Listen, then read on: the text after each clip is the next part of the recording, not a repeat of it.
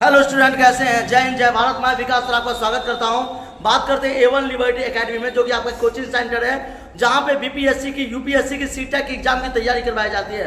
और आप जानते होंगे जिस तरह से बीपीएससी का रिजल्ट आया, बहुत ज्यादा घपला, चालबाजी, धोखेबाज। तो बात करते हैं उसके बारे में, आगे डिस्कस करेंगे। पहले बात करते हैं क्वेश्चन के बारे में। क्वेश्चन आपके लिए बहुत ज्यादा इंपॉर्टेंट है। कबीर जी के बारे में, कबीर जी का जन्म कब और कहाँ हुआ था? कबीर जी का जन्म काशी में हुआ था। वह एक ब्राह्मण परिवार में जन्म हुआ था। कबीर एकेश्वरवादी थे। कहते हैं कि कबीर ने राम और रहीम दोनों को बराबर से पूजा था। तो कहते हैं कि कबीर का जन्म हुआ था एक ब्राह्मण विधवा परिवार में। और कबीर के जो माता पिता थे, उन्होंने एक मुसलमानों ने पाला था, नीमा और नीरू ने। तो कबीर का पालन पोषण मुसलमान के यहाँ पे हुआ था। और जन्म देने वाली विधवा औरत थी, जिसका नाम अभी अज्ञात है। तो बात करते कबीर के बारे में। कबीर जी का जन्म कब और कहाँ पे हुआ था? उनका जन्म 14वीं-15वीं शताब्दी में काशी में हुआ था। कबीर दास जी का जन्म कैसे हुआ? तो याद रखिएगा, कबीर के जन्म के बारे में पूछ सकता है। तो 14वीं शताब्दी में या 13वीं शताब्दी में, 15वीं शताब्दी में, यानी कि अकॉर्डिंग देखा जाए, कोई साइंस का अकॉर्डिंग नहीं है अभी तक, एक प्रमाणित आधार है। क्योंकि हमें कबीर बीजक, कबीर ग्रंथावली, इन्हीं से जानकारी मिलती है। कबीर बीजक जो है कबीर के बारे में बताता है। कबीर ग्रंथावली कबीर के ग्रंथ है। कबीर दास जी का जन्म कैसे हुआ?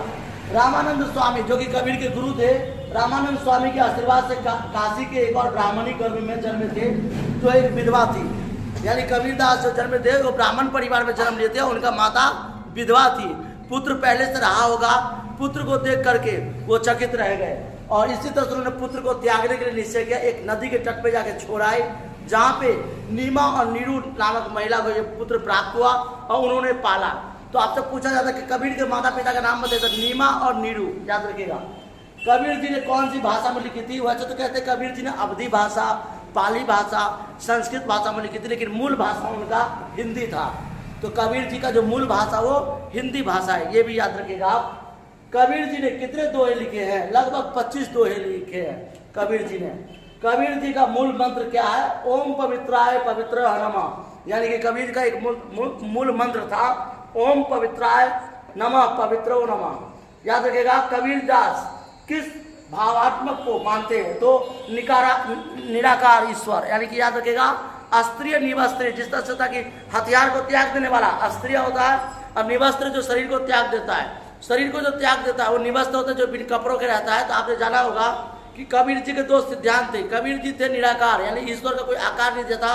वो अल्लाह को, राम को, रहीम को पूजते थे, लेकिन वो अल्लाह को, खुदा को ज्यादा मानते थे, क्योंकि वो बुनकर थे। कबीर का काम जो था वो बुनाई करने का था। तो कबीर जी निराकार थे। कबीर कभी भी ईश्वर को नहीं मानते थे। वो सिर्फ एक जो थे अल्लाह, एकेश्वरवादी, खुदा को मानते थे, लेकिन राम और रहीम की अवहेलना करते थे। यानी वो हिंदू को भी छाप छोड़ते थे, मुसलमानों को भी छाप छोड़ते थे।